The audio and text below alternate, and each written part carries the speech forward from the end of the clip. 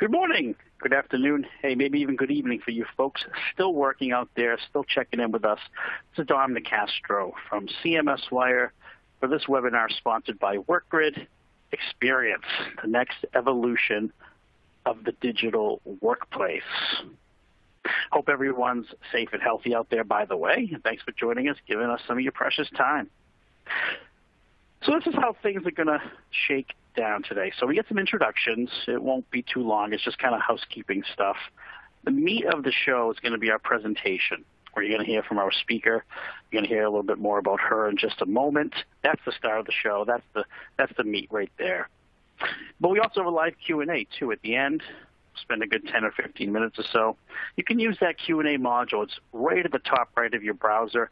And guess what? You can ask a question at any time. We'll be monitoring that Q&A, and we'll save things for the end. So if you got a burning question that you came into the webinar with, go ahead and ask it right now. We'll save it up and get to it at the end of the show, top of the hour, bottom of the hour, I should say. Hey, so those colorful widgets at the bottom of your browser have additional resources, including, I'm knocking on wood as I always do, any technical support that might be needed. And by the way, we know you're going to stay to the end of the show. This is such a hot topic right now, but there's another incentive to do so. You might be one of those lucky folks who win one of two, count it, two $50 Amazon gift cards. Now, we're not going to give two to one person, but we'll give one each to two people. But you got to stay on to the end.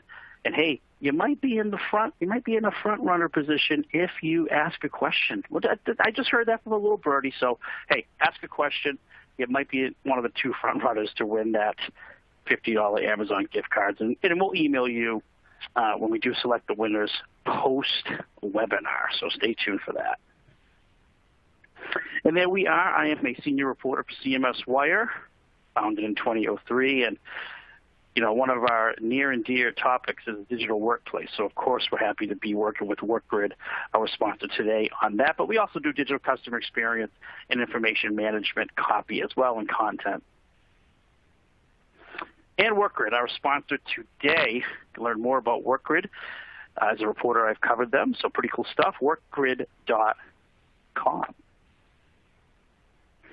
And those are the faces right there behind the voices you'll be hearing today. There's me, your senior reporter, very minimal role. I'll join you at the end for the Q&A as well. But the star of the show is Janine Marquis. She's the head of marketing at Workgrid Software. So, Janine, I'm going to turn things over to you. Thanks for joining us today. Great. Thank you, Don, so much. I'm very excited to be part of this webinar and to kick things off today. Everyone should be seeing my slide deck now. Can you just give me some confirmation?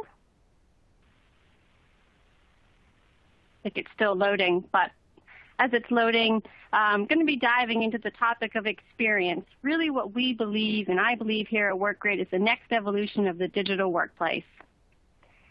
And, I think experience and the term employee experience is nothing new that you've never heard of before, but it's really emerging as a strategic imperative with a growing number of studies proving the direct correlation between a positive employee experience and business outcomes. And we know the evidence shows when experiences are meaningful and fulfilling at work, employees are more engaged and they're more productive.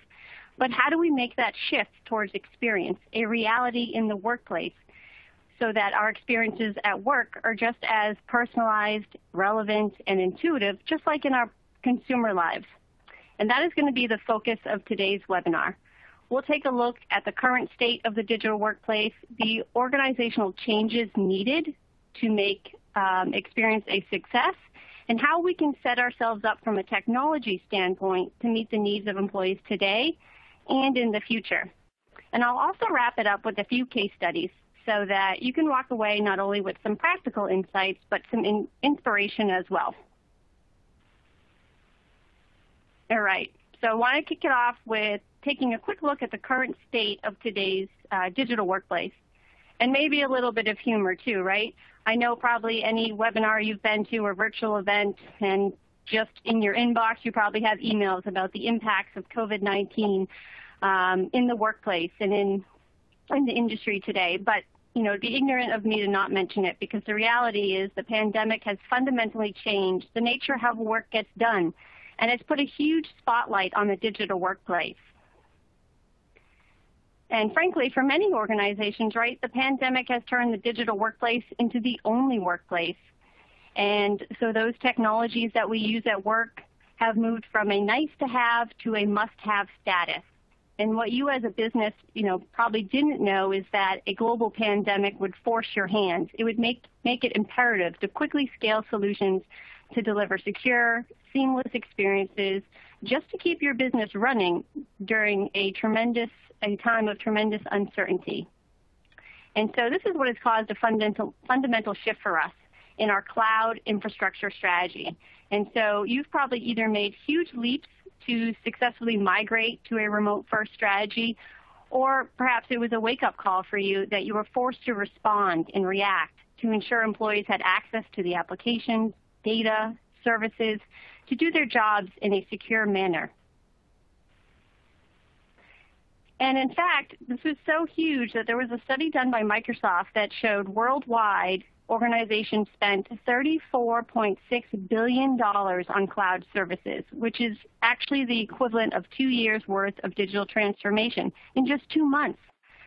So companies have been redesigning their business, their products, their service, jobs, people at a pace we've just never seen before. For some companies, this pace of change we've seen probably would have taken some companies maybe 10 years to complete. And of course, we now need to think about how we use technology to support that.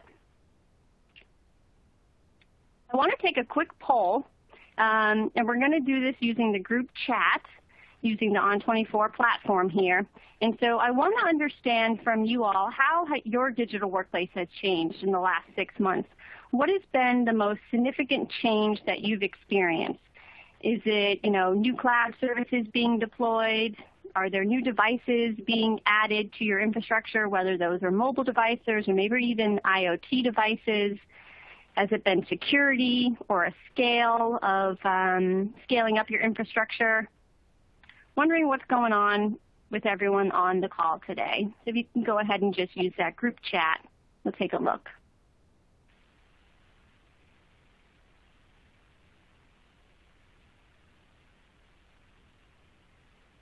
For those of you that are maybe it's slow to come in, or as you're thinking about it, you don't want to be the first one to add something here to the group chat. What I'm seeing, what I'm hearing from the customers that I'm talking to and what I'm reading is, obviously a huge increase in cloud services, growing range of personal devices coming into your network to support remote work. I'm interested as well as, potentially depending on the type of new cloud services that you're adding, are there new capabilities being added to your workplace, whether it's content discovery or artificial intelligence that maybe in the heat of the moment you haven't had the opportunity to build out a strategy on how to use them and how these services complement other services in your industry. So it sounds like we're getting some responses here, so this is really, really great. Glad to see we've kicked off the group chat. Heightened security, I think we will hear that a lot. I've seen 2 now that have talked about enhanced digital collaboration capabilities, broad-scale company rollout of these tools. 98% move to remote, meetings, trainings, collaboration. This is great. This is all, a rapid shift. These are all changes that are happening with good intentions. And feel free to continue to use the group chat. And I think what we're seeing, too, this was a study done by the Digital Workplace Group, which is a digital workplace consulting firm. They did a survey where they compared what the challenges were in the digital workplace from March and September. And the biggest change outside of budget constraints is siloed systems and data. And this is an interesting one because today, even if you already had lots of different tools in place, you had collaboration tools in place, you're basically forced to use the digital workplace to find information and get your job done. Whereas before, you might have had those tools, but you could have spun around in your chair to ask a coworker where a certain document was, or if you had a question on something. And you naturally just heard things sitting in the office. You heard things from other departments. You heard things that your manager could tell you in passing. Now we're kind of forced to either use a tool like Slack or Teams or have a meeting to talk about those things. So there's definitely this feeling of data and information and systems siloed and spread out. And I think what is happening at this rapid pace is our digital workplace is at risk, right? It's at risk of becoming more complex than ever. You might have cloud apps that don't work well together and integrate together, or maybe they're not available on mobile. I'm seeing more and more people chime in here to the group chat talking about mobile capabilities for remote work, because just because we're not in the office doesn't mean we're glued to our desk all days, right? We're in a different time where you might be juggling multiple things, and if you just had access to things on your phone or different devices, remote learning or driving somewhere, picking up your kids from school, waiting for them, so lots of different things. And so, you have overlapping functions as well, because probably, again, in the heat of the moment, we've had to roll out all these different collaboration tools. You have some teams using Slack and some teams using Teams, and there's no system to bring it all together. Each system has a different user experience from the other, which requires training and support, and that's a huge burden on your or your IT team's shoulder. And so I think what we need to do is we need to take a step back and put ourselves in our employees' shoes and look at what does the new state of the digital workplace look like from the employee's perspective. And again, this is all part of, we reacted quickly, we responded, and we made huge leaps to do that. And we all should be really proud of where we've been able to come as companies to get here and how fast we're able to do it, right? But now is the time. Now is the time where we can look to better enable the workplace, better enable our employees. And as we continue to rethink strategies behind the physical and the digital workplace and how they're going to intersect not only today and in the future, I think one thing certainly will be clear. We have to rethink what the experience is for employees. And that focus on the employee experience, that is the next chapter of the digital workplace. As we move from an era of digitizing, we now move towards digital engagement, where we focus on simplifying experiences for employees, leveraging intelligent technology that can create experiences that are as intuitive, relevant, and personalized, just as in our personal lives, right? It certainly will be a challenge, though, because employees now interact, just as you and I do, with technology in a much more emotional way. Brands like Apple and Amazon, they've really reset the bar. Companies are no longer just selling products, they're offering and providing experiences. So from a technology standpoint, we need a new approach. We need one that builds on the foundation of culture and engagement to focus on the employee experience holistically, considering all the contributors to worker satisfaction and engagement.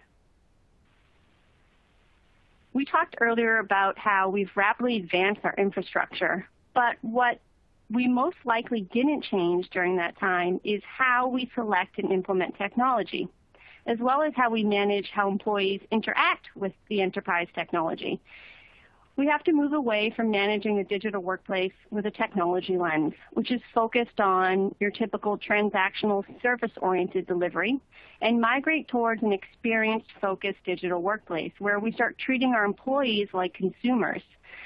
So I'm going to walk through the series of steps for this new approach. So let's talk about ownership. You'll need formal ownership for the experience of your digital workplace. This step can actually be more difficult than it sounds because it flies directly in the face of how things have historically been approached in organizations. Most companies may have ownership of digital tools, or perhaps you have a department that owns and manages end-user computing, but it's usually not also the experience. So what we find is the way technology decisions are made is they're made in silos because each department has its own objectives, its own projects, and budgets. And the end result is a series of individual experiences that don't interact with one another, and it ends up creating a poor overall employee experience.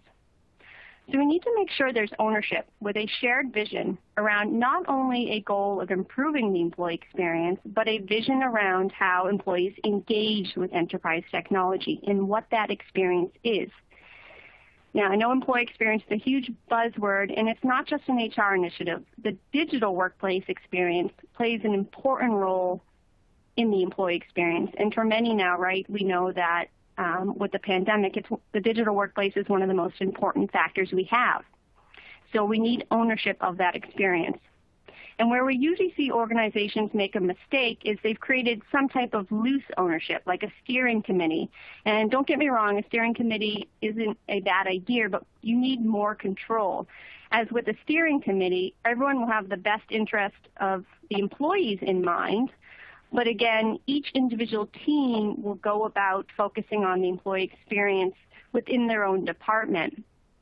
So they're all doing it with the right intentions. HR might decide the biggest initiative and project they want to work on for improving the employee experience is onboarding. Rightfully so. It's one of the first opportunities that a business has to create a positive interaction with employees. But IT might be focusing on rolling out a chatbot for its service center, and maybe finance is rolling out a new mobile expense tool to make submitting expenses easier. Again, all great initiatives, but when you take a step back from the employee's perspective, it could end up being a disjointed experience. And without that formal ownership to provide strategic vision, each stakeholder, again, is going to go on their own individual path.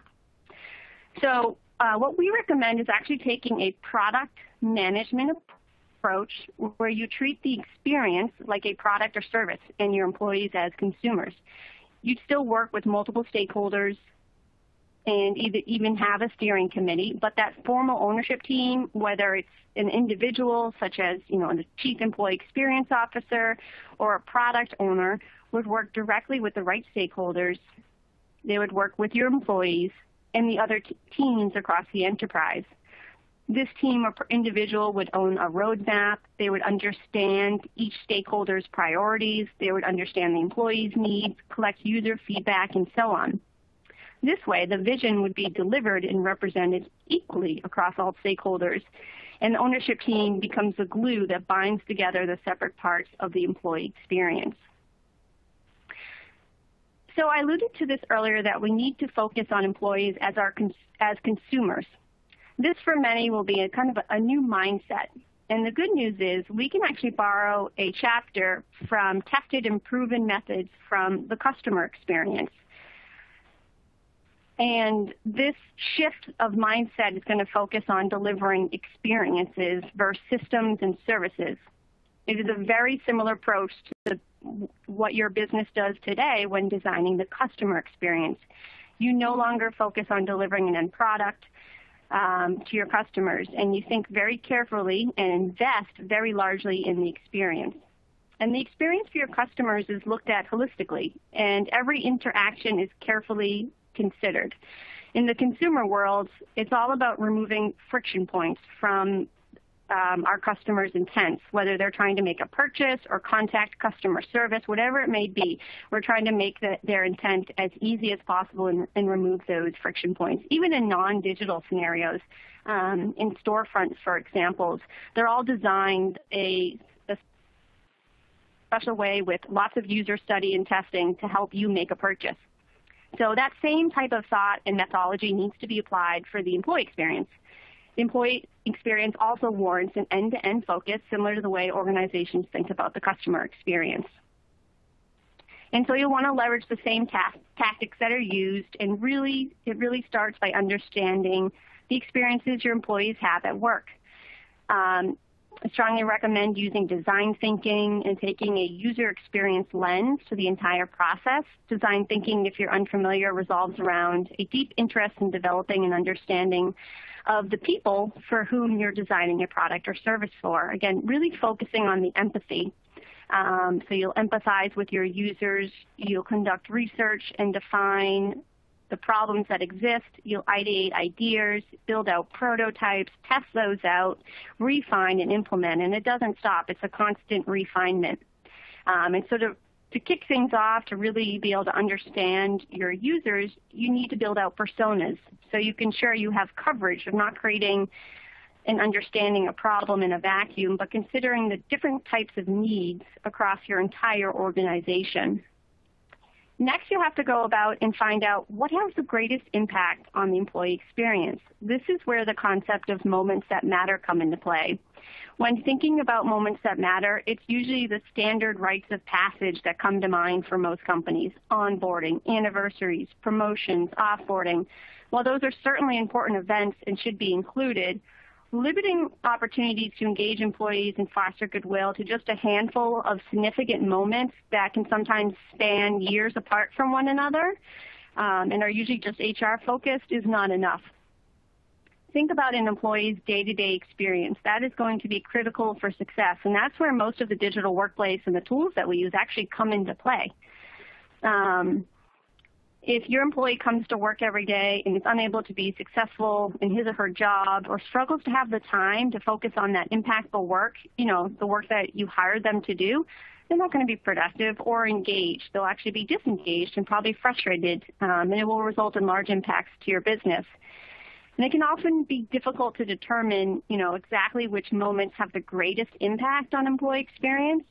So what I recommend is try to come up with a set of criteria to help surface some inefficiencies and complexities that you can get started with that are maybe really causing large frustration points for employees or hindering productivity.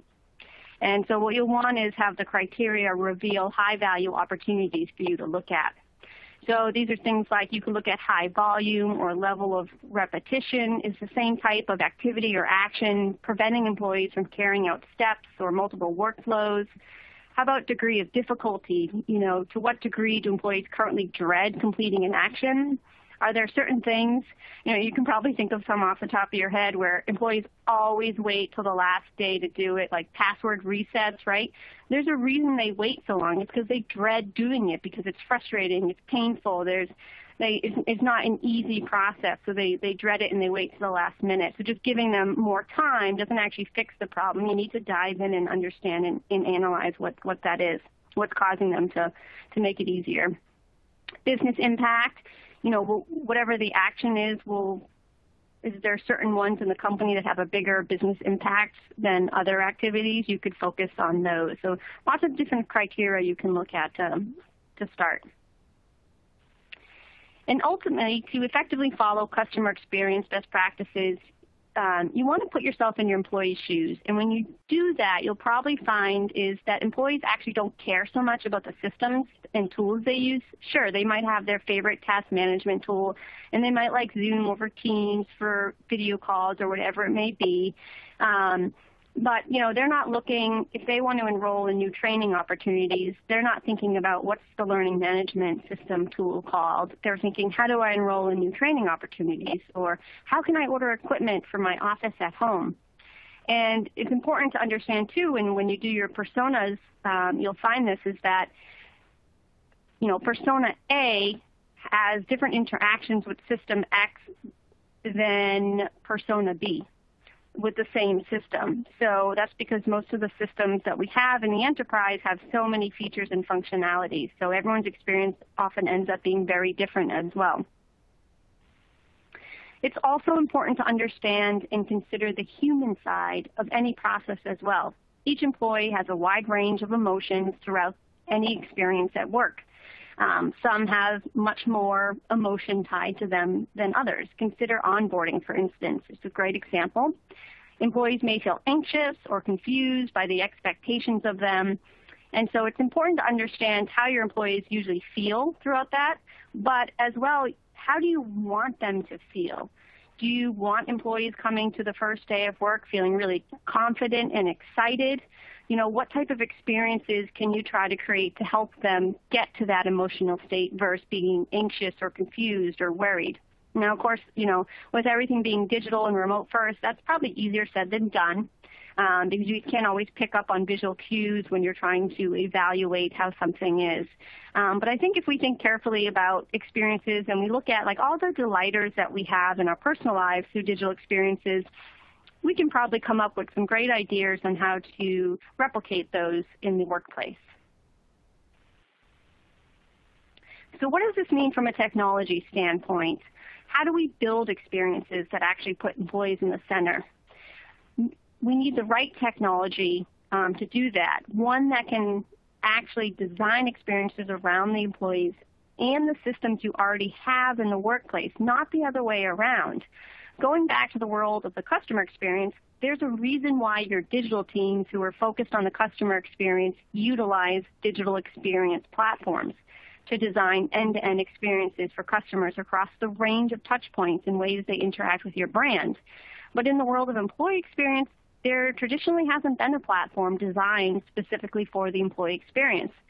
To get there, we're going to need to adapt. Traditional deployment approaches, they've served us well, but they're no longer enough. And we can no longer mix and match pointed solutions together and integrate different solutions. So I'm going to walk through what I believe is needed to help us get here. Firstly, multi-experience and multi-channel. Multi-experience is really the future. If we think about how we support and what our needs are today for our employees and how we can quickly scale to support the needs of the future, whatever we're doing, it's going to be a rapid pace of change based on what we're already seeing in terms of what employees are using.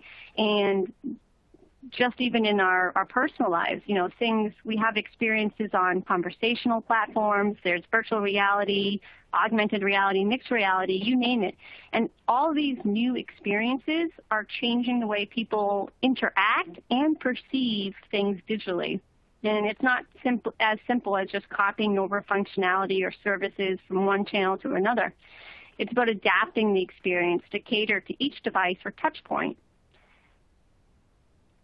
And that is what multi-experience is all about. It's a consistent experience regardless of the touch point of choice. So today, it could be conversational interfaces, but who's to say what comes next? It could be voice. There's really no way of telling. So being prepared to meet employees where they are in the moment is going to be important, and to really focus on the channel that is best for them and their needs. And that goes back to looking at your personas, right? If you have employees driving trucks across the warehouse or across roads across the country, the tools and access to tools that you have, they might need a different touch point than your customer service representative sitting in an office, performing tasks. It's also important to keep in mind that users don't always use the same device throughout their job and often switch from one device to another during their workday. So we saw in the chat a lot of need for mobile capabilities. So if I'm on my desktop and then I switch to my mobile, I expect that experience to be consistent. So we need a back end to support a continuous experience. I think a great example of this is I saw that Domino's actually has over 15 ways to order a pizza. Now I couldn't even guess what all the 15 ways are. But I do know that, again, it's about removing those friction points, right? So if you're hungry, you want to order a pizza, you left your phone on the counter and you're sitting in your living room on your couch, not to worry, Domino's has you covered. You can simply talk to your Google device or even on your smart TV and order that pizza without having to get up and get your phone. So Domino's is obviously taking multi-experience to the next level, but it just really shows how our customer experience favorite brands are thinking about experience. And now not only are these companies providing amazing digital experiences, they've architected their back ends in a way that allows them to successfully deliver these front-end experiences to users that is tailored to them. It's personalized, it's easy to use, and that key, again, is consistency. Now, these consumer-like experiences, we use Amazon, Netflix, Domino's, whatever it may be, they're not actually simple on the back end. The systems that run our favorite consumer apps, they're complex, just like the enterprise systems that run and support our business. And so what you're going to need is an infrastructure that is open, extensible, and adaptable. As your business needs change, you must be able to adapt and change to keep up with the pace of innovation. And you'll need to be able to deliver experiences that can be tailored to the individual needs and preferences of your employees. And so I want to take a look at another example. I want to take a look at Uber because I think Uber is such a great example. They're very public about their development work and what they're building, and I think it's great that they're able to share this. But the Uber app that we use, the front end application that we use, it is so easy to use. It's simple. It's tailored to me as an individual. It's based on my preferences, and it updates, right? If I'm traveling, it knows where I am. I don't have to reset my location every time. It's pulling in all these services to understand me as a consumer, and it's always relevant. And I'm completely abstracted from what's happening behind the scenes. And what's happening behind the scenes is a giant infrastructure consisting of thousands of services and enormous amounts of data, all to personalize and optimize my experience. Now imagine instead of the app that we use today for Uber, if Uber made us log in and perform individual steps, like individual login, and click through multiple steps to set up a ride. Nobody would use the application. And so this is how we need to think about our enterprise systems, where all your systems of record, the information that lies in those systems, they live in the background and they support our business. But the front-end experience we deliver to our employees is seamless, and it focuses on their intent. Let the technology pull and consume the right data, the right functions, and have the systems talk to each other to create the right digital experience for your employees, versus having your employees have to take multiple steps in multiple systems. And I want to take a quick pause here to address a challenge we'll face with traditional software. And that's because with most software we have in the enterprise today, there are usually multiple stakeholders, right? And what you'll find is that you have the employees, and the end employee using the software, so I need to book time off, I need to submit expense reports, I need to read my email. And then you will have the business unit or department that needs that technology. And so I think a really great example is your IT service management tool or your HCM, because these are usually really big software solutions, and they're usually chosen within the enterprise because they are best in their class, and they have the widest array of powerful functionality. But they're designed to be packed with as many features as possible so they can appeal to every type of employee that would interact with them. And so it's a clear conflict of interest here that needs to be resolved if a disjointed experience is to be avoided. You simply cannot deliver an effective employee experience with a solution that is trying to be every feature to every user. So to effectively succeed, we need to separately manage the experience from our source systems, because our systems aren't going away, and we can't just continue to purchase dozens and dozens of pointed solutions just to meet because the one solution you have doesn't meet both marketing and sales, because they kind of want their own different user experience. So to effectively bridge the silos, we're going to need a platform that allows you to manage the experience as its own layer. Very similar to how Uber is managing its experience. It has a friendly user app for its consumers, and behind the scenes is a services-oriented and microservices architecture leveraging APIs to enable the flexibility to consume services. In the enterprise, it's likely as well that many of the systems we have and we use, all of the source systems, whether it's payroll or an HR system, there's public APIs available that you can access functionality and data from these systems to create and deploy new digital experiences that are built for specific touch points. Now then, all those apps and data that used to be trapped in silos can serve as the building blocks to create a high-value digital experience for your employees. Now, you might be thinking you can just integrate systems together. You can couple the experience into an existing system like your HCM or your ERP to reduce the number of systems employees have to access and really simplify the day for employees. And that's really good thinking. But I'm actually going to advise you to think carefully when you're thinking about coupling services together and when you're choosing how you're going to manage the work experience for your employees. And we're already seeing it today. If you did a Google search for employee experience, you're going to get a huge range of vendors that come up. The vendors here on this page is just a sampling of when I did a Google search. And so again, and what a lot of these vendors are doing, especially some of the like ServiceNow and I know Oracle and SAP, what they're doing, and they've done actually a good job, is all these vendors sitting within the HR space describing their offerings as employee experience. They're offering a mix of integrations available, and they're adding additional functionality outside their core offering. But there's no escaping the fact that you're at the mercy of their roadmap, right? Not to mention the likelihood is high that one department or one set of employee in your organization may not get their needs met because you're stuck within the rigid confines of that solution. And what happens as well when you need to replace your HCM or your ITSM that you've now bundled in all these additional integrations and experiences? We don't keep software for the amount of years that we used to. In the software market, is dramatically changing with all the mergers and acquisitions. So now you're not only replacing your HCM, but the entire experience you've wrapped up inside of it as well. So what you need is a separate platform that can really manage that experience and avoid coupling together the experience with an existing system of record. You can successfully have your cake and get to eat it too, because you have that separate platform and you're able to build out those personalized and tailored experiences for all the different personas, all while keeping the core systems that run your business. And the key really is that experience layer, where you can create those experiences that are 100% focused on the employee needs.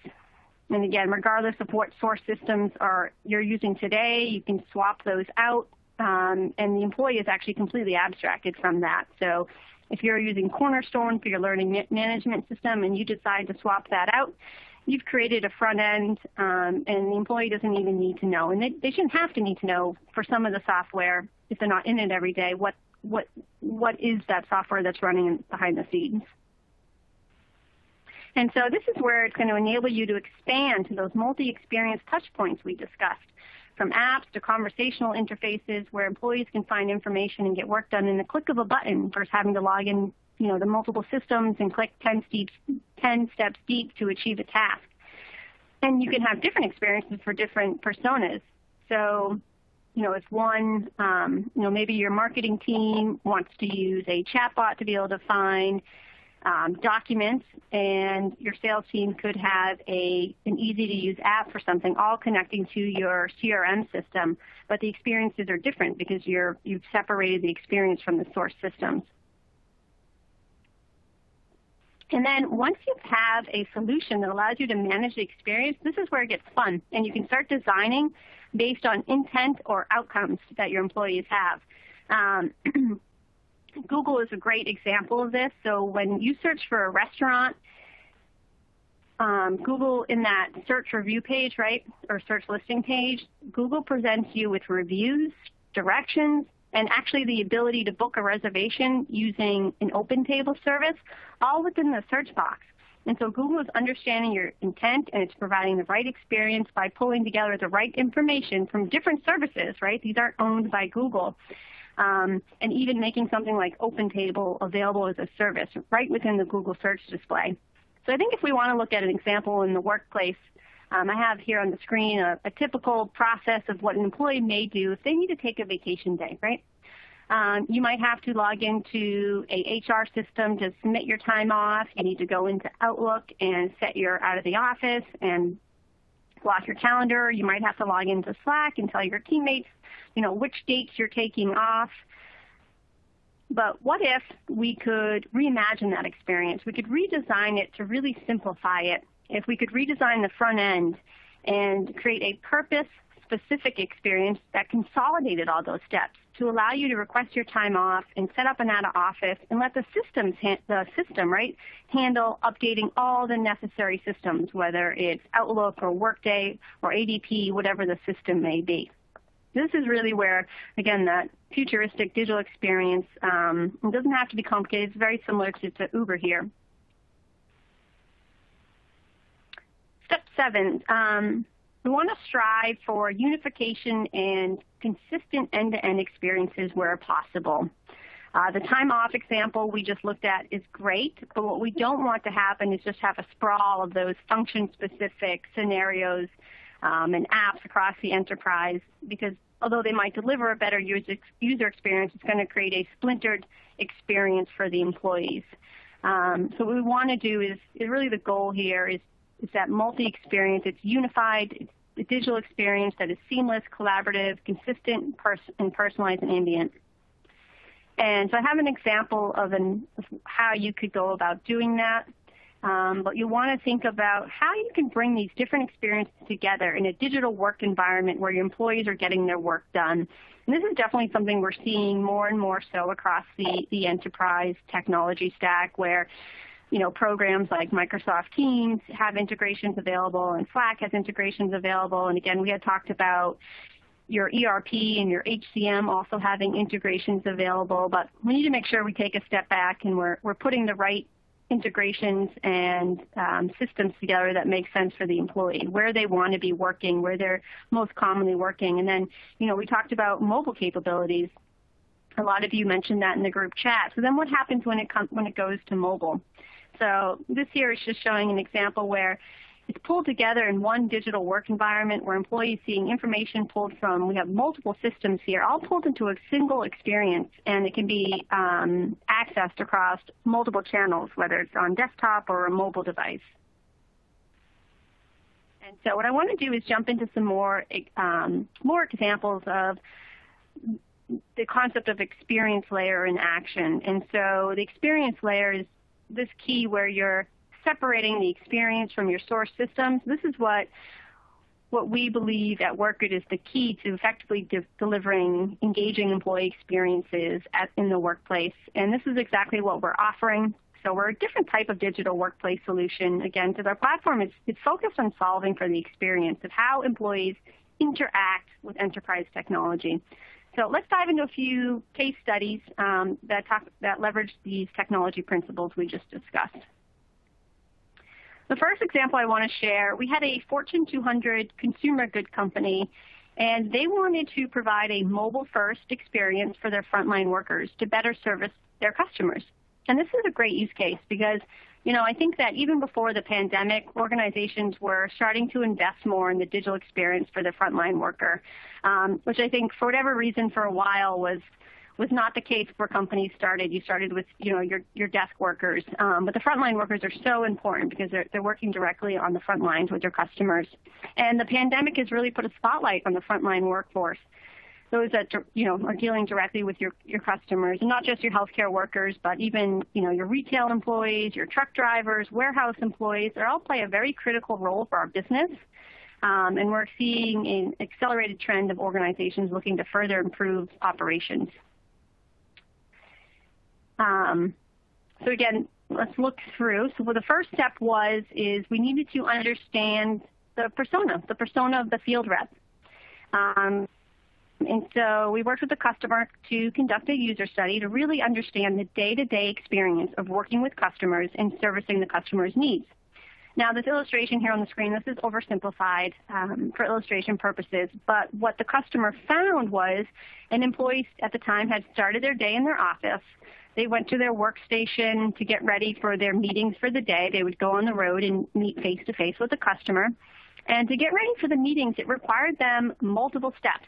They had to go into multiple systems and review information such as business condition changes, product and pricing changes that may have impacted their accounts so that when they met with the customer, they had the information they need. And they had to print pricing sheets and SKU sheets and then hand carry all those on site to meet with the customer. As you can imagine, this practice caused various miscommunication and inefficiencies, papers being lost or things changing in between when they printed something out and then they met with the customer. And so this caused a significant amount of unsatisfaction among both the customer and the employee, causing the employees to be disengaged because they felt their employer didn't support them with the right tools to effectively do their job. And that was to keep the customers happy, keep paying customers.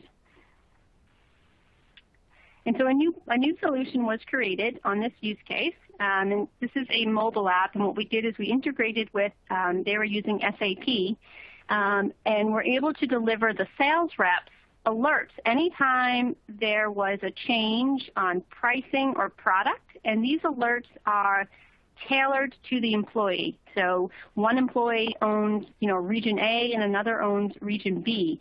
So they're only getting alerts on accounts that they manage.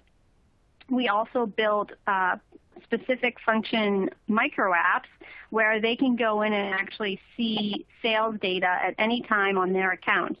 And again, this is all just pulled in based on their specific accounts. So it's relevant and tailored to them, the experience that is.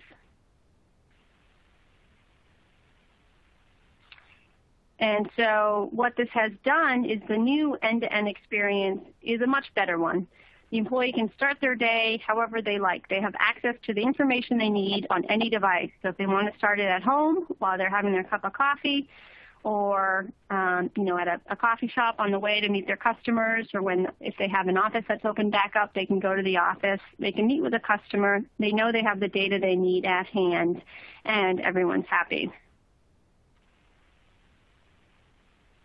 The second example I want to share is we had a global technology company, and they really wanted to simplify the workday for employees. They were working on an initiative to retain talent in a very competitive environment, and they knew the digital workplace mattered to employees. And so they had various enterprise systems that were outdated, workflows and processes they wanted to modernize. And so what we did is we started with their ITSM system. Employees found the ITSM to have too many steps, and it was a really confusing process just to submit a request.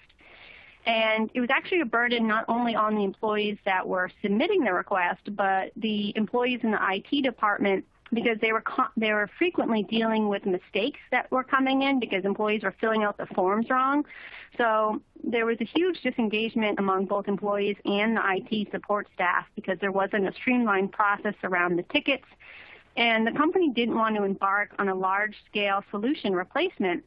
So with Workgrid, they were actually able to find a solution that would deliver an enhanced experience for the end employee and update the poor UX.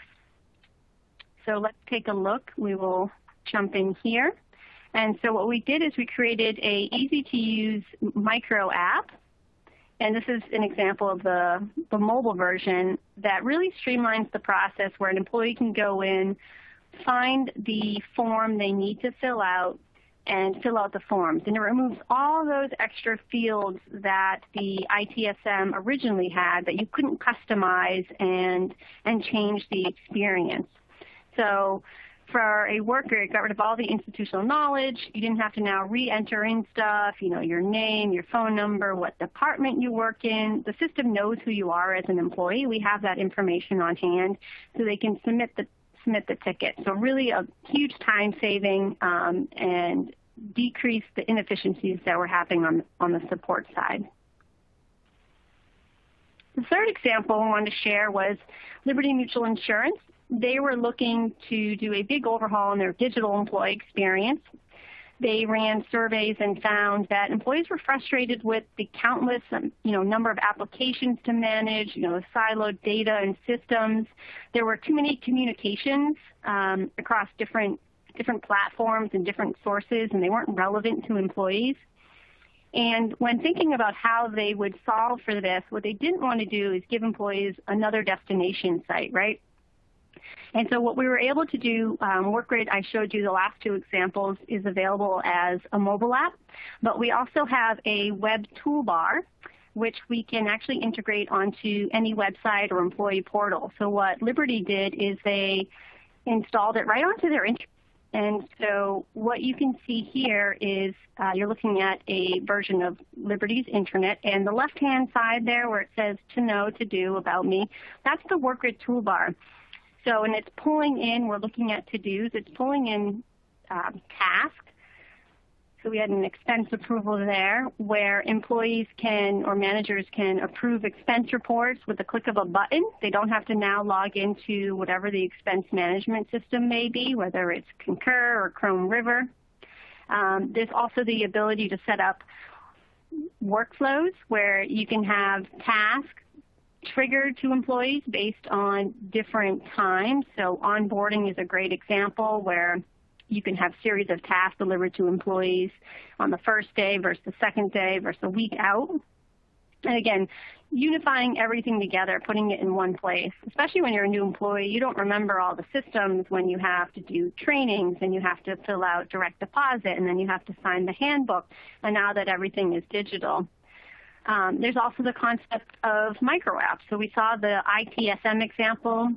Liberty also wanted to give employees easy access to things that were important to them, such as their time off balances. And if you're a manager as well, you can quickly, without having to run reports, you can quickly see all of your direct reports, time off balances as well. So you can make sure employees are taking the time that they have.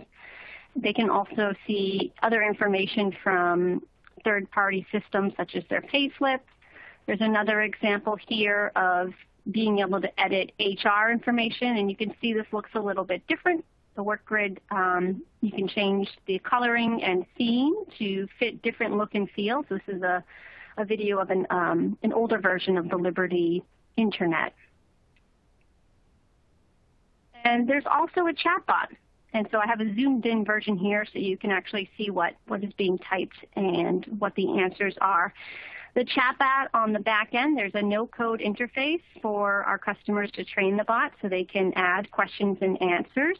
And the answers actually can be personalized to different employees based on persona, location, job function. So if someone's asking about company holidays, that answer is going to be different in the U.S. versus other countries across your organization. And you can actually automate tasks as well. So the chatbot right now scenario is showing a chatbot version of simplifying a service desk request. So we had seen in the other example, there was a sample of using a micro app to streamline the process. But we've also done that same scenario with a chatbot. So I wanted to jump in. We've talked a lot today about redesigning experiences for employees, and I showed a few quick case studies there, but some tips for success for getting started. And it's definitely a process that doesn't happen necessarily overnight, but you don't have to boil the ocean. So I think the first step really is getting the right foundation in place. So whether that's organizational change management, and then how you're going to achieve your goals from a technology standpoint. And these are going to be the building blocks for success and growth. And then there's going to be continual attention and refinement to address changes as they need. We're always going to have new business needs, business changes, and new systems of record in our system.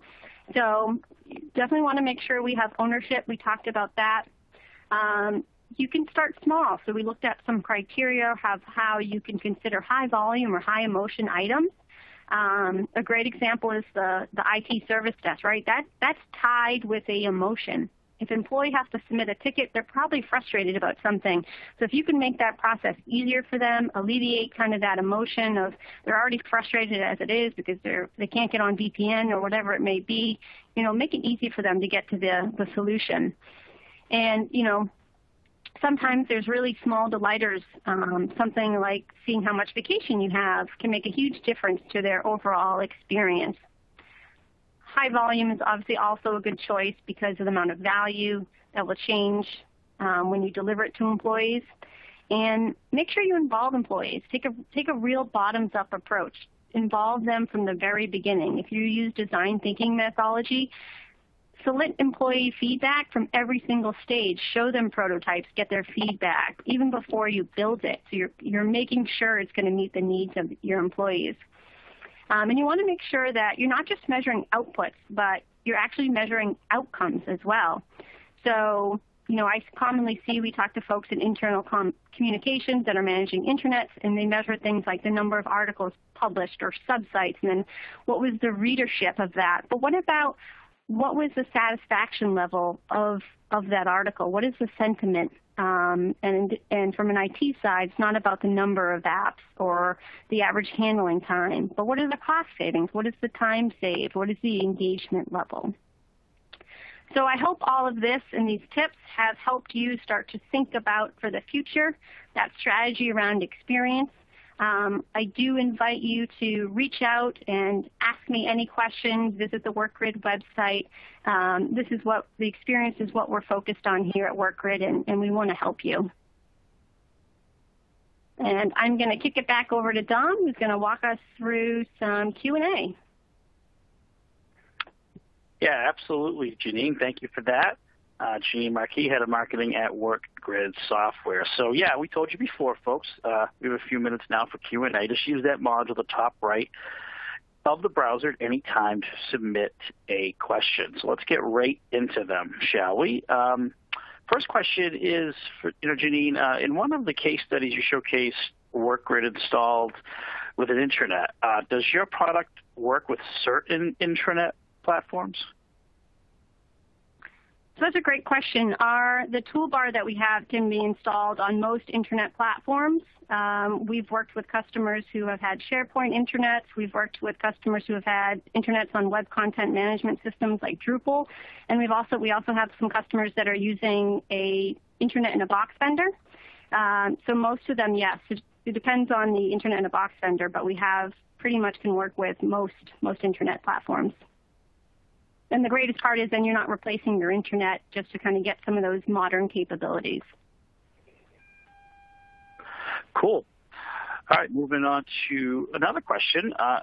Janine, how do you justify prioritizing digital workplace changes to senior leadership? We hear this one a lot. I know sometimes it's hard if you don't immediately have senior leadership buy-in. I think a lot of us are fortunate that the digital workplace is on Spotlight, but I think you can usually go through and almost do some of the pre-work where you're looking at, do some user studies, look through that user criteria and find examples where you know it usually takes employees X amount of time, and you think by redesigning the experience you can save X amount of time, and then tie that back up to like a business result. That time could be more time spent on sales or managers' time spent, training, whatever it may be. Yeah, and that little figure you were showing in case study 1, that employee, you should almost put a senior leader in literally in the shoes of one of those employees, and like, hey, this is how hard it is. Exactly. Show them the art of possible. Right, exactly. So our next question has to do with like a lean org. So our org is lean. Do you need developers to connect Workgrid to source systems? So you don't. So our platform, we have a catalog where we have basically out-of-the-box applications. So if you already have the source systems such as SAP, for example, you would simply go through a few short steps to connect it just for authentication purposes, and it would be turned on. So certainly we have lots of different apps for customers to choose from. If there's something that we don't have in our catalog, you could certainly build it yourself if you did have developers, or our Workgrid services team could build that for you as well. All right, excellent. And final question for you, Janine, before we do a little housekeeping to close up. You've given so many tips, but if someone's feeling overwhelmed, like, oh man, going from service level stuff to experience level stuff in IT and digital workplace, that seems a little overwhelming at first. What's just a good, simple first step? I think to work with those departments where, if you're moving towards, service level agreements to experience level, you have to start small, right? You can't boil the ocean. So some of these examples I showed, the Liberty Mutual example, for instance, they didn't do that. They didn't roll out everything at once. So it really was working through and finding a use case that was really impactful and starting there, and then getting employees' feedback, how did this improve? And what's great is if you start with a use case, and this kind of goes to the senior leadership one too, if you start with a use case that helps senior leaders or helps managers, that's a great way to get immediate buy-in. So. Excellent. Yeah, we're going to wrap things up, and I'll make one quick point too. As a reporter, I covered the Gartner Digital Workplace Hype Cycle, and they verify that this is happening. They're talking about experience level agreements now, XLAs, winning out service level agreements. So IT teams are moving towards those experience level agreements. So this is kind of tied into everything you discussed today, Janine. So a little cooperation there for you from a reporter. Awesome. All right, let's wrap things up, Janine. Moving on, hey, if you stuck around, guess what? You're in the running for one of those two $50 Amazon gift cards. What a time of year it is to win money. So look for your inboxes. If you're one of the lucky 2 winners, congratulations.